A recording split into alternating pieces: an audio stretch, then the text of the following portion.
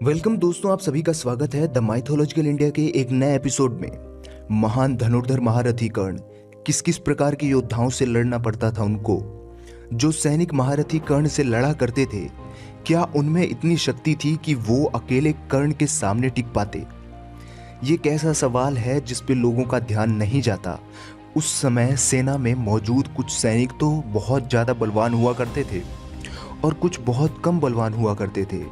आज मैं आपको महारथी कर्ण के युद्ध के बीच से लिए गए सैनिकों के संहार का उदाहरण देकर ये बताऊंगा कि महारथी कर्ण किस प्रकार के योद्धाओं से युद्ध लड़ा करते थे। जो भी बातें मैं आपको बता रहा हूँ, ये बातें कर्ण पर्व अध्याय 17 पेज नंबर 135 में लिखी गई हैं।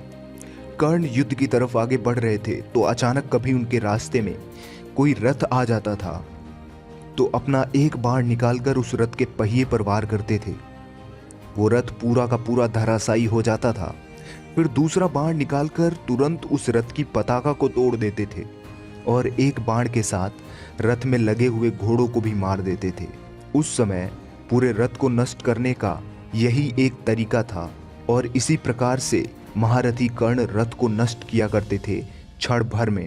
आगे बढ़ते हुए अगर सामने से दिख जाता कि कोई रथी बड़ी तेजी से उनकी तरफ आगे बढ़ रहा है तो उस समय वो घोड़े या फिर रथ को नहीं तोड़ते थे, उसके सारथी को ही मार दिया करते थे।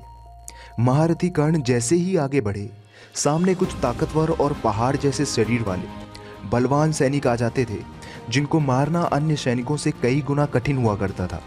लेकिन महारथी कर्ण के बाणों में इतनी शक्ति थी कि अपने एक बाण को इस तरह चलाते थे कि वो सैनिक दोबारा उठ नहीं पाता था। उस समय महारथी कर्ण के बाणों को ऐसी विशालकाय शरीर वाले सैनिकों के रक्त को पीते हुए देखा गया था। युद्ध भूमि में इनके शरीर पड़े रहते थे। जो कभी रथ के सामने आ जाते थे तो रथ आगे नहीं बढ़ पाता था। फिर एक और बाण से इनके शरीर के टुकड़े टुकड़े कर दिए जाते थे, जिससे किसी भी रथ के सामने ये परेशानी ना बने। छोटी बनावट शरीर वाले सैनिक रथ के नीचे आते ही टुकड़े टुकड़े हो जाते थे। दोस्तों, विशालकाय शरीर वाले जानवरों को महारथी कर्ण किस प्रकार मारा करते थे, अगर आपको ये जानना है, हमारे डिस्क्रिप्शन में दिए गए लिंक में टच करें और नई वीडियो ज़रूर देखें। अगर आपने अभी तक हमारे चैनल को सब्सक्राइब नहीं किया है तो हमारे चैनल को सब्सक्राइब कर लें और सभी ग्रुप और अपने दोस्तों तक ये जानकारी ज़रूर शेयर करें, क्योंकि ये जानकारी बहुत रिसर्च के बाद आपको दी गई है। वीडियो देखने के लिए आपका बहुत बहुत धन्यवाद। जय महाकाल।